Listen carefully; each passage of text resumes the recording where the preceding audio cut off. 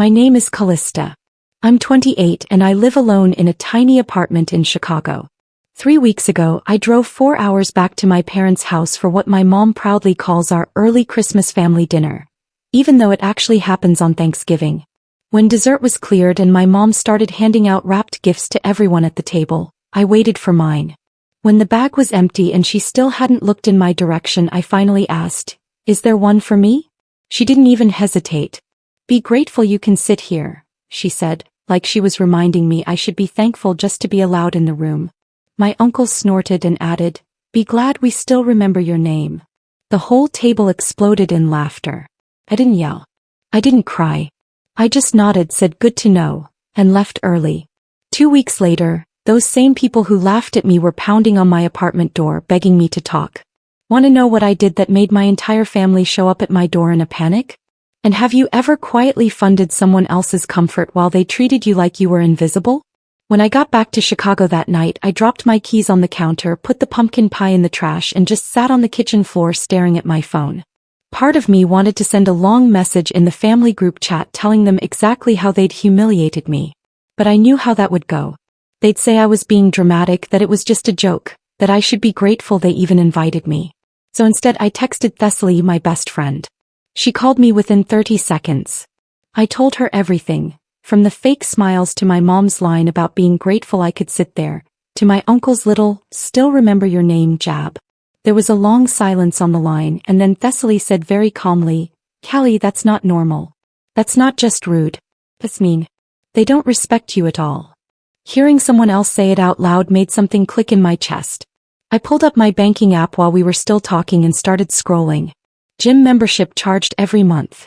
Streaming services under my name that I barely used because I was always working. Amazon Prime family plan. Random tickets, food orders, Ubers. All those little, "Can you put it on your card, I'll pay you back later," moments that never turned into anything. It hit me that for years, I had quietly been the invisible financial backbone of that close family they were so proud of posting online. They could sit there and make jokes about me, but they had no problem letting my card run on file like I was their personal sponsor.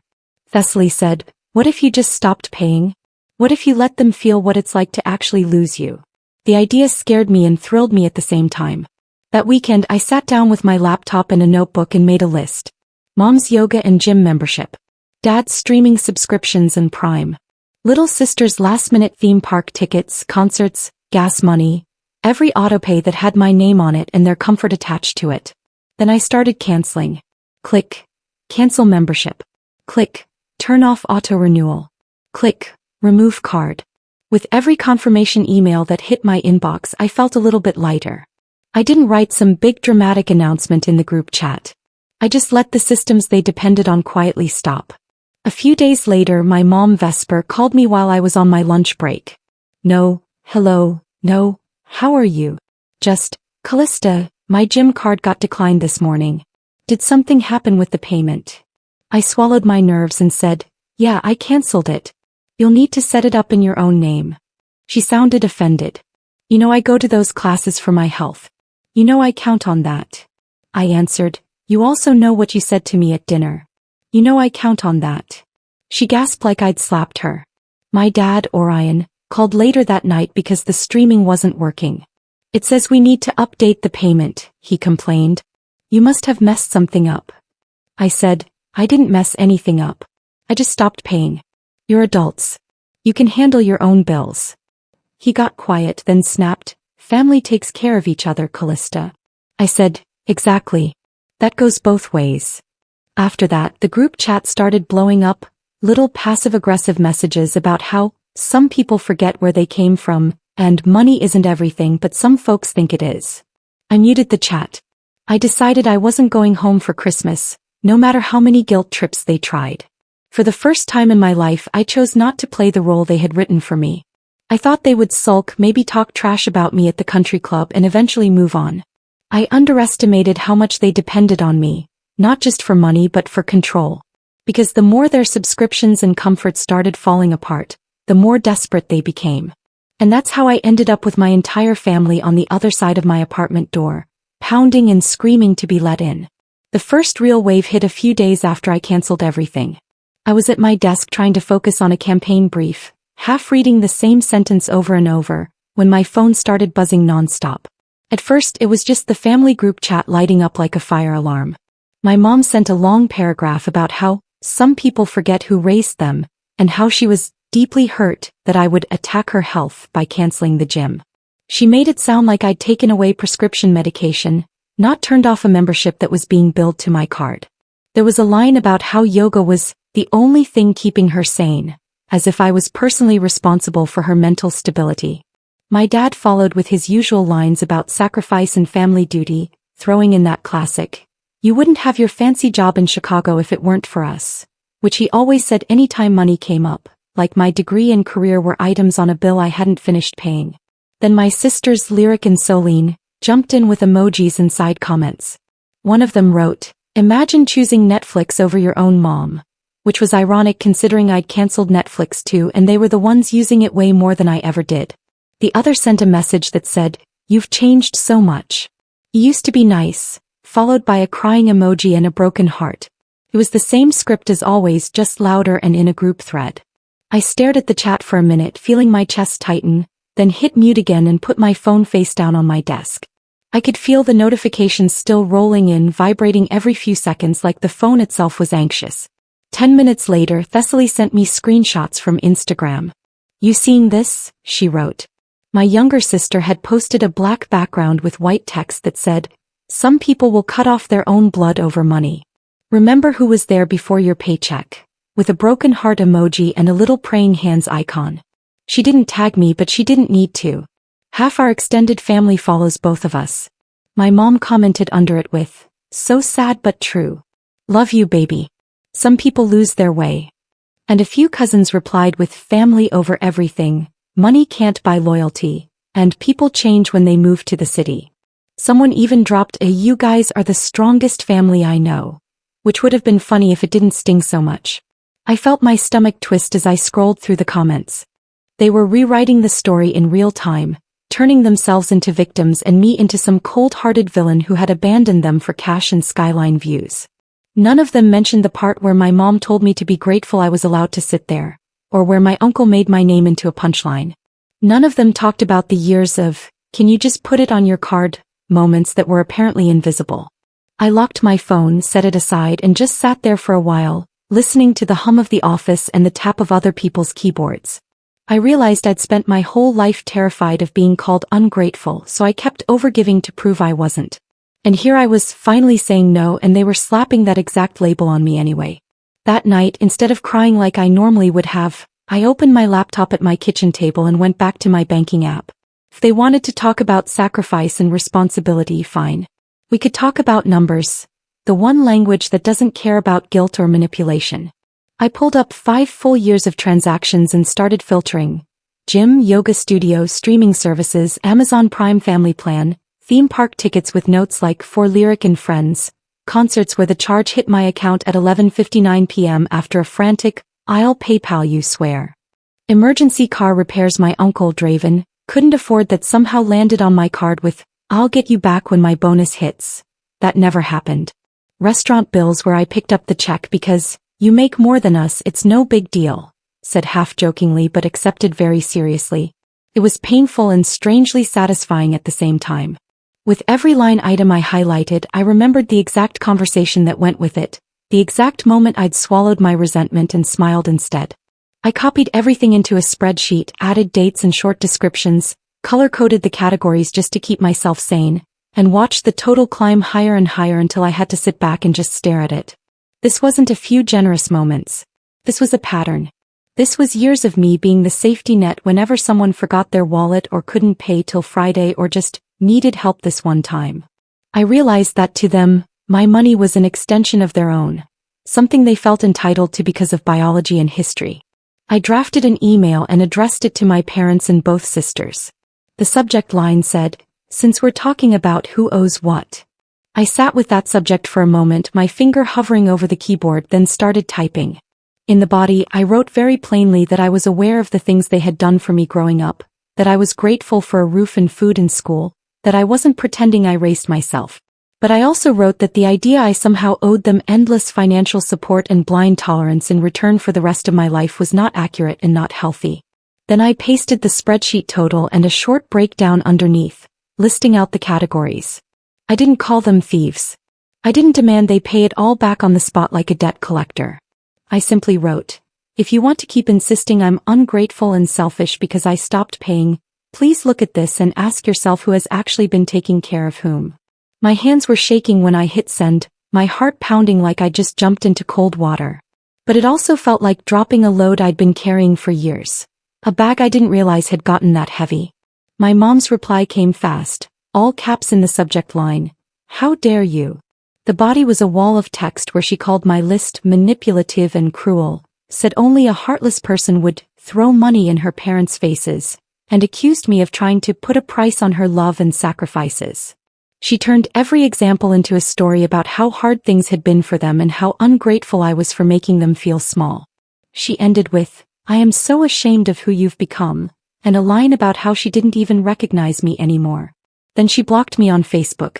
I know she blocked me because Thessaly texted me another screenshot not even an hour later. My mom had just posted one of those generic family quote images. Something like, family is forever even when some members forget, with a long caption about staying strong during these trying times, and being thankful for the children who still honor their parents and understand true loyalty. The likes and supportive comments rolled in. People wrote, you're such a good mom, your kids are lucky to have you, don't let anyone tear your family apart. Without knowing they were cheering for someone who had weaponized the word grateful against her own child at the dinner table. None of those people knew that every one of her comforting little Netflix nights and yoga mornings had been quietly paid for by the daughter she'd humiliated in front of everyone. I lay in bed that night staring at the ceiling, angry, shaking. But under the anger there was a strange clarity, this sharp, clean feeling. They were not going to wake up one day and suddenly see me differently on their own. They were invested in this version of me, the difficult, ungrateful city daughter who owed them everything and gave them endless reasons to complain. The only thing I could control was what I gave them access to, my money, my time, my energy, my silence. As Christmas crept closer and more of their comforts shut off or demanded new payment methods, the tone of their messages changed. The passive-aggressive posts became fewer. The calls became more frantic and the guilt trips turned into actual panic. They stopped just sniping at me online and started scrambling in real life, trying to patch the holes where my support used to be. And that's when their entitlement boiled over into something much louder, much uglier, and much harder to ignore. The kind of desperation that doesn't stay on screens but shows up right outside your front door. 2 weeks after that Thanksgiving dinner, I was in my apartment on a Saturday afternoon, half watching some random YouTube video and trying not to think about my family at all when the buzzer rang. At first I thought it was a delivery, but I hadn't ordered anything. Then my phone lit up with my dad's name. I let it go to voicemail. Second later my mom started calling. Then the buzzer went off again, longer this time, like someone had leaned on it. My stomach dropped. I walked to the intercom and pressed the button just enough to hear the noise from the lobby. That's when I heard my mom's voice echoing up through the stairwell, loud and shrill. Callista, we know you're home. Buzz us in. There was this fake, cheerful tone to it, like she was trying to sound normal for whoever might be listening, but underneath it was pure anger. I froze for a second, then quietly checked the hallway through my peephole. A couple minutes later, I saw them. My mom and dad standing outside my apartment door, clearly having sweet-talked some other tenant into letting them into the building. My mom was holding a shiny red gift bag with tissue paper bursting out of it like she was in a commercial. My dad had a couple of smaller bags hooked around his wrist. My phone started ringing again on the table behind me. I let it ring. My mom knocked politely at first. 3 light taps. Callista, honey, open up. We brought you something. We just want to talk before Christmas, she called out loud enough that anyone on the floor could hear. I took a breath, walked closer but didn't unlock the door. I don't want to talk right now, I said through the wood. You need to leave. The switch in her voice was instant. The fake sweetness cracked. She knocked harder, the bags rustling. We drove 4 hours to be here, Callista. 4 hours. The least you can do is open the door and speak to your own parents. My dad chimed in, his voice already annoyed. This is ridiculous. We're not doing this through a door. Open it. I repeated, no. You don't get to humiliate me, mock me, and then show up with gift bags like that fixes anything. You need to go. There was a pause, and then the knocking turned into full-on pounding. My mom's voice rose, shaky and dramatic. Do you hear yourself? This is what that city has done to you. You think you're better than us now? You cancel things without warning, you send that disgusting email, and now you can't even look at us. She started to sniffle loudly. Our family is falling apart and you don't even care, she cried. My dad lowered his voice, but I could still hear the anger in it. This is about respect, Callista. You owed us a chance to talk in person. Man up and open the door. I almost laughed at man up, considering what started all of this was them making fun of me in front of everyone like I was a child. Instead I said, respect goes both ways. Standing outside my home trying to force your way into a conversation I said no to is not respect. My phone buzzed in my hand. It was my younger sister calling. When I didn't pick up, she immediately followed with a text. They're outside your door. Just open it. Don't make this worse. Mom's freaking out. I typed back. They showed up uninvited. That's on them. A second later she replied, you're being cruel. They brought you Christmas gifts to make it right. Through the door my mom must have decided to lean into that angle. She raised her voice again and said, we brought you presents, Callista. We didn't forget you. We're trying. This is what you wanted, right? Attention. It was almost funny how she twisted it. I pictured what was in those bags. Maybe some basic sweater from a sale rack, maybe a candle, something they could point to later and say, we tried but she threw it in our faces. I didn't want any of it. You're not fixing anything with gifts, I said. You never even apologized for what you said to me, for laughing at me in front of everyone. There was a beat of silence. Then my mom snapped, oh my God, are you still on about that? It was a joke, Callista. A joke. Normal people can take a joke at dinner. My dad added, you're blowing one comment out of proportion and punishing the whole family over it. That was the moment I knew there was nothing for me on the other side of that door. Not yet. Not like this. I pulled my phone back out and texted my mom, you have 10 minutes to leave or I'm calling building security. Out loud I said, you need to go. I'm serious. The pounding stopped for a second, then came back even louder along with my mom's voice cracking. We need to talk. Open up. Please don't do this to us. Don't do this to your mother. My heart was racing so hard I could hear it in my ears, but I didn't move toward the lock. I just stood there staring at the doorknob, repeating in my head, you're allowed to say no. You're allowed to say no. After about 20 minutes of knocking, crying, pleading, and my dad muttering that I was being insane, they finally left. A neighbor from down the hall shot me an email later that evening through the building portal, politely asking if everything was okay and mentioning the very loud scene that had happened outside my door. I sat on my couch afterward, shaking, and opened a blank note on my phone. I started typing out exactly what had happened, every word they said, every feeling in my chest. I didn't want them to gaslight me later into thinking I'd imagined it. The more I wrote, the clearer it became that this wasn't just about one dinner or a few subscriptions. This was about control. They were not used to me having boundaries. And they were not handling the word no very well. I thought the worst was over after they drove away that day. I told myself they'd cool off, complain about me to their friends, and then back off. I was wrong. That visit was just them warming up. The next time they came back they would bring more than gift bags and guilt. And they would show me just how far they were willing to go to drag me back into the role they needed me to play. After the scene with the gift bags outside my door, I really thought they'd back off. For a few days it was almost peaceful. The family group chat slowed down to vague quotes about forgiveness and praying for people who lose their way. I muted it, focused on work, grabbed coffee with Thessaly, tried to sleep without hearing my mom's, "Be grateful you can sit here," in my head. I told myself the worst was over. It wasn't. The calls started again. First from my parents' numbers, which I let go to voicemail. My mom cried about not sleeping, her blood pressure, how the doctor said stress like this could kill her, and asked if that was what I wanted. My dad's messages were colder. I was breaking the family. I owed them a conversation because they raised me. When I stopped answering, they switched to random local numbers. I picked up one thinking it was work, and my mom said, "So you do still know how to answer a phone?" Like she'd caught me in a lie. I hung up. Then my Uncle Draven joined in, leaving voicemails about how I couldn't cancel my family like a subscription, and how one day I'd need them.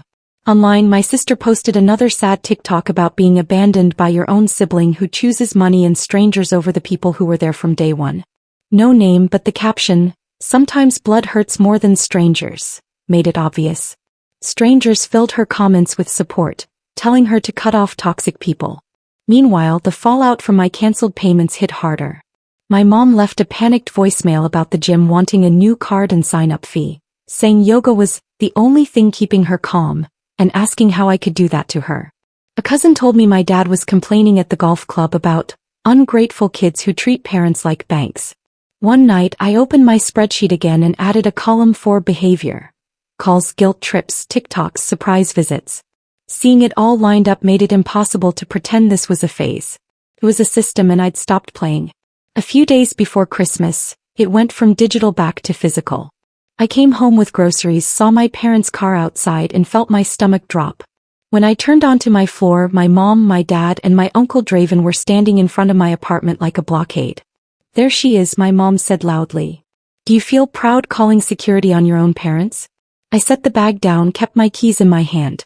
"You're not supposed to be here. You need to leave." My dad said they weren't leaving, that they'd driven all that way to talk in person and I owed them that. My mom went on about how they were trying to save the family, while I hid in my little box, and treated them like parasites. My uncle leaned on the wall, smirking, asking if I really thought my neighbors cared about me more than my own blood. "You don't just cancel blood," he said. "I told them blood didn't give them the right to show up after I told them to stop." My mom scoffed, said no one had grabbed me, accused me of twisting everything and making them abusive, so I could feel justified. My dad stepped in closer until my door was at my back. "Here's what's going to happen," he said. "You're coming home with us for Christmas. This stunt ends now." My voice shook, but I said, "No. I've told you to leave. You're harassing me." My mom slammed her palm into the door next to my head so hard I jumped, yelling about everything they'd given me and how I owed them. My uncle saw me flinch, smiled, and put his hand on my shoulder, trying to push me away from the lock. Something in me went very still. I shrugged off his hand and said loud and clear, "Do not touch me again." I pulled out my phone, called building security and said, "My family is here again." I told them to leave. "They won't." One of them put his hands on me. "I need someone up here." They stared at me like I'd set the building on fire. The guard came up, listened to both sides, then turned to them and said, "She lives here. She's asked you to leave. You can't keep coming here and causing scenes. If you come back, we'll have to involve the police." He walked them to the elevator while my mom cried and my dad muttered about ungrateful kids. My uncle threw one last look at me and said under his breath, "You're going to regret this." Later, management slid a notice under my door documenting the incident and stating they weren't allowed back without permission, that repeated visits could mean a no trespass order and police involvement. For the first time, there was something on paper saying this wasn't just family drama. Other people saw it. Other people were willing to call it what it was. I wanted to believe that warning would be enough to make them stop. But people who are used to control don't usually give it up because of one piece of paper. And the next time they came, it wouldn't just be security getting involved. A few days before Christmas, I finally started to relax. Security had filed their report. My parents and uncle had been escorted out once already, and my phone was quiet for the first time in weeks. I blocked a few numbers, muted the family chat, threw myself into year-end projects, and clung to the plan of spending Christmas Eve with Thessaly, eating takeout and watching dumb movies. I told myself they were done. I was wrong. One afternoon, I was coming up the stairs with groceries when I heard it. My last name echoing in the stairwell, my mother's voice sharp and too loud. "She's on this floor." "I know she is. Callista, get out here right now." My stomach dropped. When I turned the corner onto my floor, there they were again. My mom, my dad, and my uncle Draven standing in the middle of the hallway outside my door like they owned it. My mom spun toward me. "There you are," she snapped. "Do you feel powerful now, calling security on your own parents?" My dad stood stiff, jaw clenched. My uncle leaned against the wall like this was his entertainment for the day. I set my grocery bag down and kept my keys in my hand. "You're not supposed to be here," I said. "You need to leave." "We're not leaving," my dad said. "Not until you stop acting like a stranger and talk to us like an adult. We drove all this way before Christmas to try and fix this." My mom jumped in, voice rising so every door could hear. We're still fighting for this family, she said. You cut us off, you humiliate us with that email, you call security on us, and you can't even look us in the eye. We gave you everything. I felt doors crack open along the hall. My uncle pushed off the wall and stepped closer. You think these people care about you more than we do? He asked, nodding toward the other apartments. When your big city life falls apart, you think they'll take you in. Blood is blood, kid. You don't just cancel that. Something inside me hardened. Blood isn't a free pass, I said. It doesn't give you the right to show up at my home after I told you to stop. It doesn't give you permission to yell at me, corner me, or put your hands on me. My mom scoffed. No one put their hands on you, she snapped. You twist everything to make us look like monsters. Security said there was nothing on camera last time. You've decided we're abusive so you can feel justified. Out of the corner of my eye, I saw my older neighbor down the hall standing in her doorway with her phone up, recording again. Our eyes met. She gave me a tiny nod that said, I see this and I'm not pretending I don't. My dad stepped in closer until my back hit my own door. His voice dropped. Here's what's going to happen, he said. You're going to pack a bag, you're coming home with us for Christmas, and we're going to sit down and work this out. This stunt with the cancellations and getting security involved ends now. My hands were shaking, but my answer came out clear. No. I'm not going anywhere with you. I've told you to leave me alone. Keep coming back. You are harassing me. My mom slapped her hand against the door right next to my head with a loud crack that made me flinch. Harassing, she hissed. We gave you life. You wouldn't have this apartment, this job, anything without us. You owe us respect. You owe us your presence at Christmas. You owe us more than this. My uncle saw me flinch and smiled. You call this harassment? He said, then put his hand on my shoulder and shoved just enough to move me away from the lock. It wasn't a punch, but it was a message. We still control you. Something in me went very still. I knocked his hand away and said loudly, do not touch me again. Before he could fire back, my neighbor's voice cut through the hallway. I'm calling the police, she said clearly. This is the second time you've done this. She asked you to leave. I'm recording all of it. For a second, everyone froze. My mom whipped around and yelled, this is none of your business. This is family. My neighbor didn't flinch. You made it our business when you started yelling in the hallway, she said. I could hear sirens faintly in the distance, getting closer. My mom turned back to me, switching into that broken, manipulative tone I knew too well. Callista, stop this, she pleaded. Tell them it's fine. Tell her not to call. You want your uncle arrested? You want your mother to have a heart attack right here on the floor? Is that what you want for Christmas? My chest tightened. For a heartbeat, I felt that old reflex to fix everything, to fold and apologize just to make it stop. Then I remembered the spreadsheet, the dinner table, the way they laughed while I sat there burning. I took a breath. I want you to leave, I said. If you didn't want the police involved, you shouldn't have come back. A few minutes later, 2 officers walked down the hall, taking in the scene. My parents and uncle, my neighbor with her phone, me pressed against my door with my keys clenched in my fist. One officer looked at me. Do you live here? He asked. Yes, I said. They're my family. I've asked them to leave multiple times. Security already escorted them out once. They keep coming back. They've put their hands on me. I don't feel safe. My voice shook, but I got it out.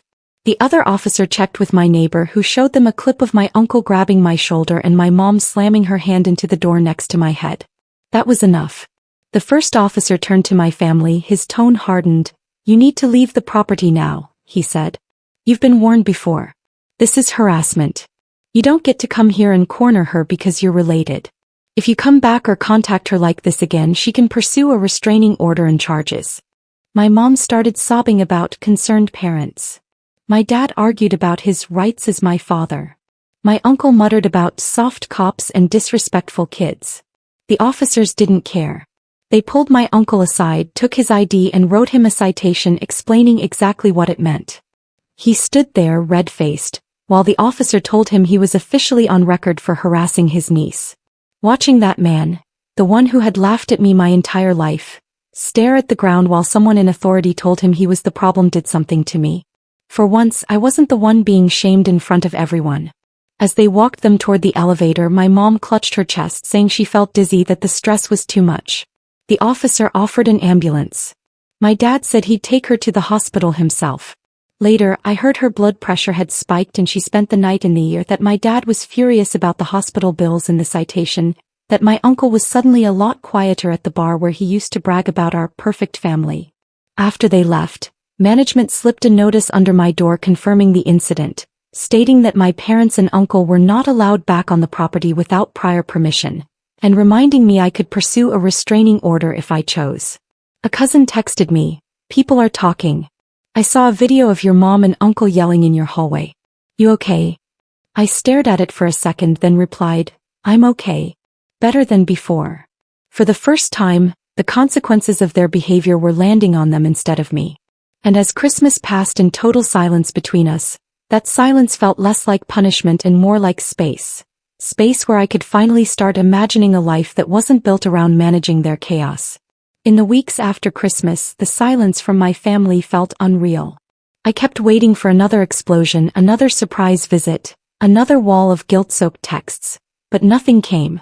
No "Merry Christmas," no "Happy New Year," not even a passive-aggressive quote with my name implied between the lines. At first, it felt like standing in a room right after a fire alarm cuts off. My body still braced for noise that wasn't there. Slowly, it started to feel like something else. Space. Through cousins and mutual friends, I heard what was happening back home. My mom had to follow up after that ER visit. Her doctor told her straight that if she didn't manage her stress, she was asking for serious problems. Without my money quietly covering extras, she had to cut back on her gym and some of the social stuff she used to brag about. She asked a younger coworker to help her download budgeting and finance apps and figure out how autopay actually worked. My dad had to call the streaming and subscription companies himself, sit on hold, reset passwords, and for once figure things out without just saying, "Ask Callista." He complained loudly about the hospital bill from my mom's ER night and my uncle's citation. But this time he had no one to dump those costs onto. My Uncle Draven's funny guy image took a hit too. People at his bar and golf club had seen, or at least heard about, the video of him grabbing my shoulder in my hallway, cops writing his name down on a citation. He didn't go to jail, but the damage was done. It's hard to play the charming uncle when everyone knows you're the guy who got the police called on you by your own niece. My sisters went quieter online. Fewer concert selfies and impulse trips. More posts about extra shifts and grinding for goals. When I stepped back as their invisible safety net, they had to stand on their own 2 feet. That was the thing that clicked for me. My boundary didn't just make me grow up. It forced all of us to. Once the adrenaline faded, I crashed a little. With no new drama to distract me, all the old stuff floated up. The jokes that weren't really jokes, the times I'd paid the bill and swallowed my resentment, the years I believed keeping the peace was my job. I finally booked a therapist instead of just talking about it. In our first session, she asked, "When did you learn that your role in the family was to fix everything?" I didn't have a neat answer, but the question sat with me. I also found an online support group and a subreddit full of people with stories that sounded uncomfortably familiar. Parents who weaponized guilt, relatives who used family as a leash, siblings who only reached out when they needed something. Reading their comments, I saw words I'd never let myself use for my own situation. Manipulation, emotional abuse, financial exploitation. It didn't change what had happened, but it changed the way I judged myself for finally walking away. Months later, my mom sent a short email. No subject, just, "I'm sorry things got so bad between us. I don't agree with how you've handled everything, but I miss you. I hope you're okay." It wasn't the apology I wanted, but it was something. I didn't respond right away. When I did, I kept it simple. I told her I was okay, that I hoped she was taking her health seriously, and that if we ever talked again it would have to be different. No yelling, no guilt, no pretending Thanksgiving was just a joke. I said I was open to a conversation someday, preferably with a therapist present, but I would not go back to paying for everything and being grateful to sit there. Hitting send didn't feel like reopening the door. It felt like locking it to the old version of us and leaving only a small, guarded window. I don't know exactly what will happen with my family in the long run. Maybe we'll build something smaller and healthier. Maybe we'll stay low contact forever. What I do know is this. For the first time, my peace doesn't depend on their moods. I pay my own bills. For me. I spend holidays with people who don't turn me into a punchline and call it love. I no longer measure my worth by how useful I am to the people who raised me. If there's any lesson in all this, It's that family is not a free pass to disrespect you. Love without respect is just control dressed up as concern. Boundaries are not betrayal, they're self-respect in action.